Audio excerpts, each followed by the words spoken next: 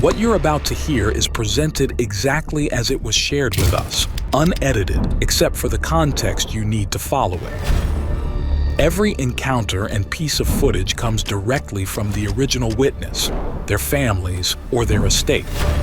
We verify each story by confirming dates, locations, and details against public records, environmental data, and topography, and we inspect original photos and videos to confirm authenticity and provenance. Names are shown as given, unless a witness requests anonymity.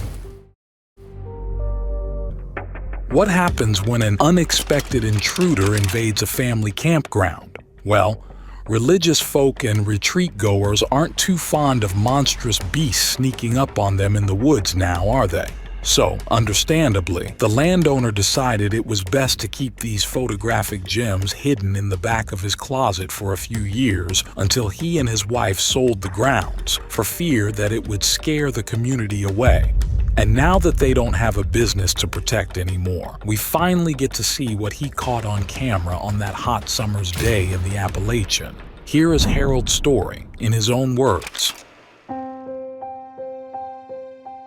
I own a small patch of land near the Pisgah National Forest in North Carolina, and for 42 years, my wife and I ran faith-based wilderness camps for kids during the summer. Just short overnights for the youngins with their parents, and a full week or two for the teens and more experienced scouts. The rest of the year we host retreats for outside groups, Boys and Girls Scouts, churches, artist programs, yoga and wellness retreats, and the occasional group that I suspect might be a cult, but that's an entertaining story for another day.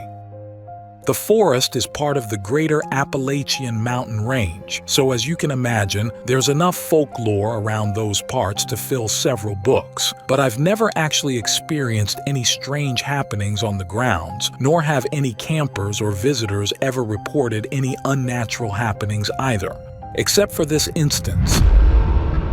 In the summer of 1986, we were about to host a large group of scouts. 40 13-year-old boys and their troop leaders were arriving the next day for a week-long wilderness trip. And in preparation for their arrival, I went out to the storage building at the end of the grounds to collect the general-use cameras. You see, group leaders could sign out cameras for the week, and they'd get to keep all of the photos they took during their trip. It was a fairly popular add-on that most groups optioned into. We'd also snap a Polaroid of each group on their first and last day, like a before and after shot, as a fun little parting gift.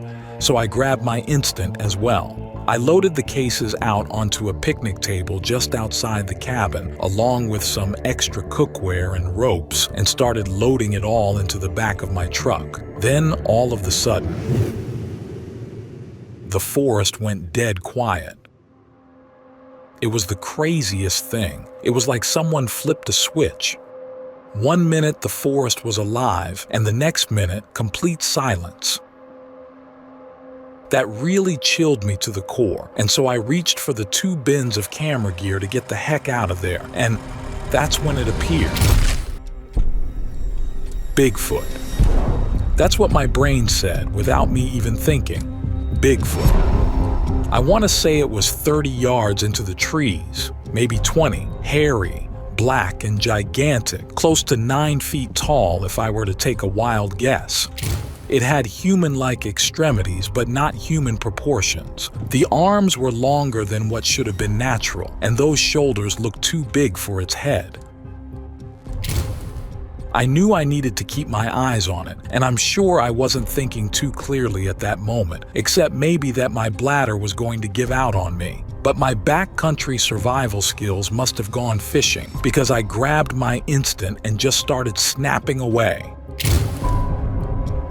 I don't know why that was my first gut reaction, but it was. The Sasquatch heard the camera and seemed to move in a bit closer to me at first, like it was curious enough to come in for a better look, but careful enough to keep its distance.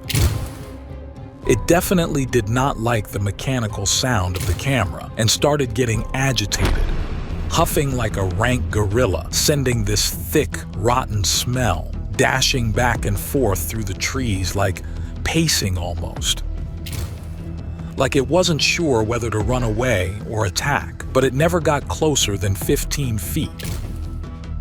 And then finally, he just took off, crashing through the trees, the sound growing fainter as he got farther away. I stood there frozen, I guess, until the bird's hesitant chirping snapped me out of the trance. I have to admit that my bladder gave way just then, but at least I was alone again. Wet pants and all, I scooped up the dozen photos that were lying on the ground where they fell and threw everything else into the truck before speeding away. I wasn't exactly sure what to do with the photos that came out good. It seems that my hands were shaking so much, or maybe the Bigfoot was just moving too fast, but only these few were worth anything. The rest were too blurred or overexposed to make out much.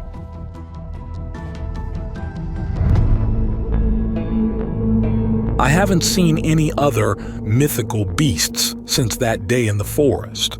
After it happened, my wife and I decided there was no reason to bring it out into the open or show these photos to anyone.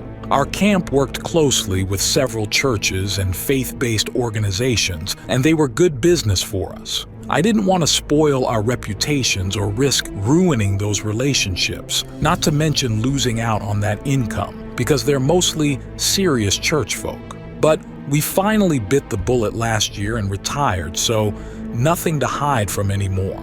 I hope you can do something with them now.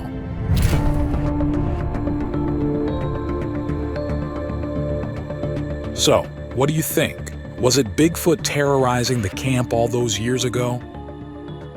Comment below and let Harold know what you think of the photos he's kept hidden away. Thanks for watching.